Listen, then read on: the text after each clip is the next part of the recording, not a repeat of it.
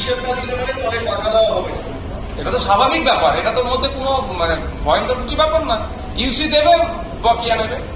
তারপরেও বলবো, যদি রাজ্য সরকার বলে আমাদের রাজ্যের টাকা ইচ্ছাকৃতভাবে আটকে রাখছে, সেক্ষেত্রে আমাদের বক্তব্য একটা শ্বেতপত্র প্রকাশ করা হোক, জনমানুষে ছড়িয়ে দেওয়া হোক বাংলায়, যে কোন খাতে কত টাকা এবং কিসের জন্য আটকে রাখা হচ্ছে সেটা দেওয়া হোক। আর দ্বিতীয় কথা হচ্ছে, আমি শুনলাম যে 21শে ফেব্রুয়ারির মধ্যে সম্ভবত 100 দিনের কাজের প্রায় 20 লক্ষের অধিক যত যারা যারা কাজ করেছেন তাদের অ্যাকাউন্টে টাকা চলে যাবে।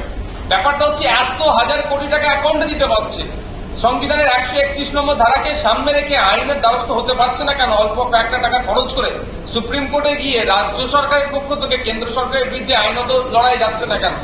সেখানে গেলেই তো তাহলে ধরা পড়বে যারা দুর্নীতি করেছে। আগে রিপোর্টে দেখা যাচ্ছে প্রায় 1,96,000 কোটি টাকা দুর্নীতি হচ্ছে।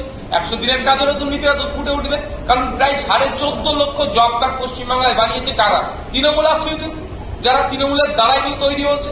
সবগুলো ওখানে আসবে, তৃণমূলের হয়তো বড় বড় নেতাদেরকে জেলে থাকতে হবে।